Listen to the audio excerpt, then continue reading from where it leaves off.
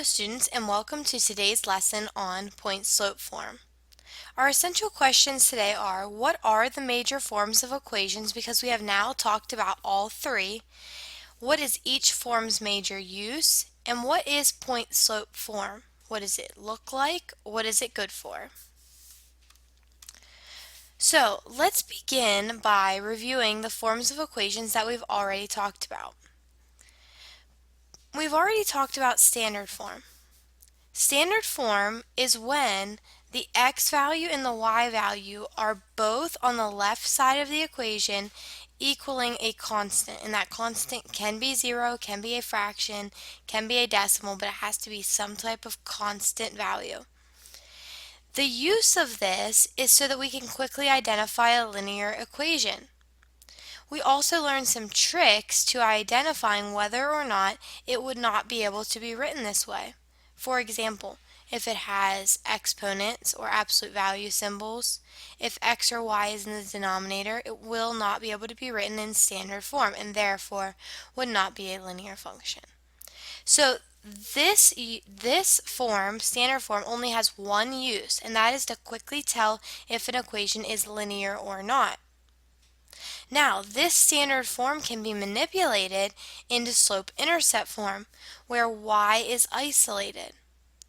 When y is isolated, the coefficient of x, which we call the letter m, stands for the slope, and whatever the constant is that is being added to x, that is our y-intercept. Now, slope-intercept form is the most useful of the three forms, because if you have an equation in slope-intercept form, you can quickly identify the slope and the y-intercept. You can also quickly graph an equation, which this is the most important use of slope-intercept form. No longer did you have to create an input-output chart for many values. Instead, you can quickly graph it by plotting this y-intercept and then moving the slope up and over or down and over to draw the line. And then third, you can also use slope and y-intercept to write an equation, but it only works if you know the slope and the y-intercept. You have to know the slope in one very specific point, the value when x is 0. Now, our third form, which we're going to talk more about today, looks like this. Y minus y1 equals m times x minus x1. Now, you have seen y1 and x1 whenever we studied slope formula. x1 and y1 just stand for some point, whatever ordered pair you know from the relationship. And the purpose of point-slope form, which again is y minus y1 equals m times x minus x1, I do expect you to memorize this, is that you can quickly write an equation when a point, any point, it doesn't have to be the y-intercept, any point and the slope are known. So now we've gone from slope-intercept form, where you can only write an equation if you know the y-intercept, to point-slope form, where you can know any point, just one, out of the whole relationship, and as long as you know the slope, you can write an equation very quickly. Okay, let's do a few problems using point-slope form to practice writing an equation when a point and a slope are known. So, if you look at the information we're given, you always need to analyze your information to decide if you should use point-slope form or slope-intercept form to write an equation. So we know a point and a slope, so we can use point-slope form. This is not the y-intercept, this is the x-intercept, so we cannot use slope-intercept form. So we know a point and we know a slope, so we're going to use point-slope form, which says y minus y1 equals m times x minus x1. Now, we know three values in this equation because we want to leave x and y in our equation because those are the variables that this equation can be solved for to figure out any ordered pair that would be in the relationship. So we want to leave x and y. They're the only values that we will not substitute something for. Now, we have that slope is equal to 5/2. So 5/2 is going to get substituted for the value m because in point slope form, m means slope. Now, we have a point. We know that an ordered pair tells the x value first and the y value second. So this is x1, y1. So we're going to substitute y1 here and x1 here. Now, substitute those numbers in very carefully because with the minus signs, this negative will also have to be written there. So we have to make sure we substitute both. Okay, so we have y minus because that's part of the form. Y1, which is 0, is equal to m, which is 5/2, times x minus, because that's part of the form, -3. Now, if it only asks you to write an equation, you have written an equation. This is equal to this, a statement that two amounts are equal. However, the only use of point slope form is to get it into an equation. The most useful form is slope intercept form. So this equation needs manipulated into slope intercept form so it actually has some use. So to do that, we first want to look at our minus signs to make sure we don't have minus and negative. If we have minus and negative, we'll change it to a plus sign. So in other words, right here, this is the same as a plus sign because if you take away debt, you pay. So I'm going to rewrite my equation. Y minus 0 equals 5/2 times x plus 3. Now, we have the distributive property, so we need to simplify. 5/2 times x is 5/2 x. And 5/2 times 3, if you want to do it on the side, 5/2 times 3.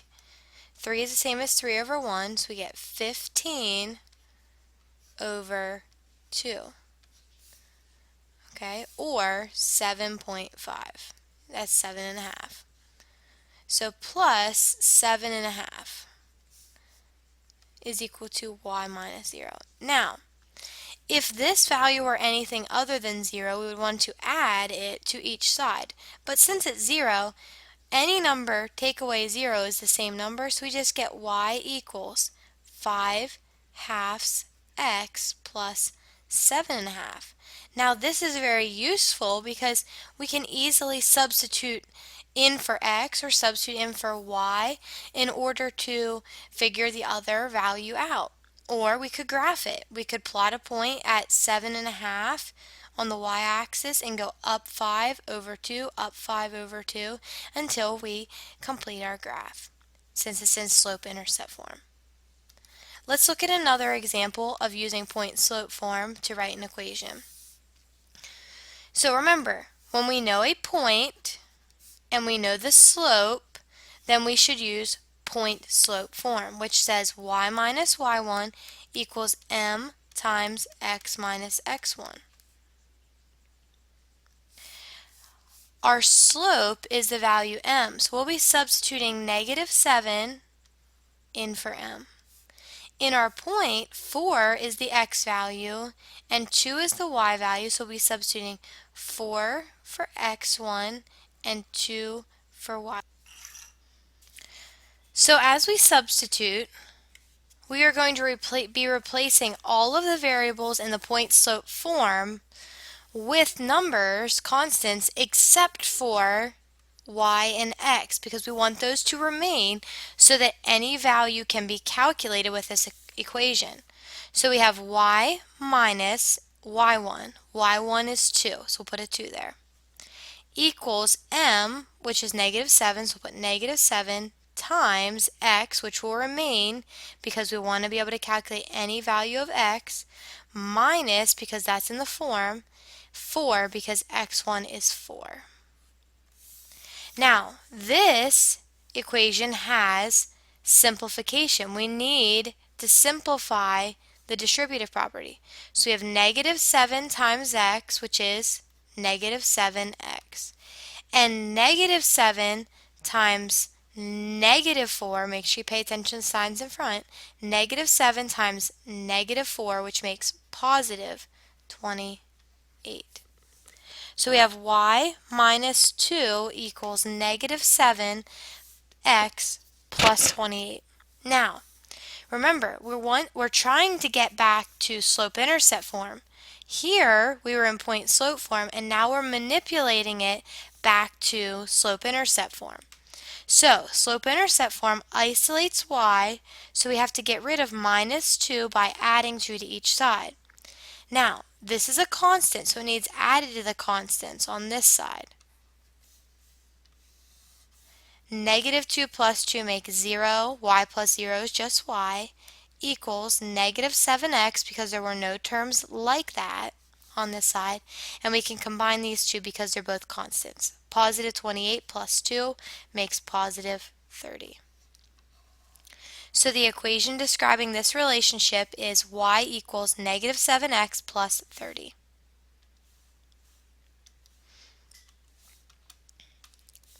Okay, let's look at another example. It says that the slope is 0 and the point 2, negative 3 is on the graph. Now, you know what an equation looks like if the slope is 0. Think about the parent graph when the slope is 0. Slope is 0 is a flat horizontal line. What's the parent graph function? Y equals 1. Now, this relationship that we're trying to find an equation to is not y equals 1 because it is on the graph at 2 over 2, negative 3, down 3. It's down here. But we can start to visualize that it probably looks like this, since it has a slope of 0. So if you can visualize it, you might be able to figure out that this is the equation y equals negative 3. Now, if you did not realize that, you can still use point-slope form. And I'll show you that it will come out to y equals negative 3. So, remember our form. Point-slope form says y minus y1 equals m times x minus x1. And we can use this because we know the slope and a point. When you know the point and the slope, use point-slope form. So we know that m is 0, so we'll be substituting 0 for m. We know that our x value in our ordered pair is 2, so we'll be substituting 2 for x1. And we know that our y value is negative 3, so we'll be substituting negative 3 for y1. So we have y minus, because that's part of the form, y1, which is negative 3. When you see minus negative, you can rewrite it as a plus sign. Equals m, which is 0, times x minus x1, which is 2. Now, we are in point-slope form here, but our goal is to get to slope-intercept form where y is isolated because that's where the equation becomes useful. So, let's distribute 0 to everything inside of the parentheses. 0 times x is 0, 0 times anything is 0, and 0 times negative 2 is 0. So we have 0 minus 0, or 0 plus 0, it really doesn't matter, is equal to y plus 3. Now what's 0 plus 0? 0, or 0 times anything is 0. So we have y plus 3 equals 0. So we'll take 3 away from each side to isolate y. Positive 3 minus 3 makes 0, so we know we did a good inverse operation there. So y plus 0 is just y equals, and 0 minus 3 is negative 3. So this equation is y equals negative 3 because it's a horizontal line through negative 3 on the y-axis.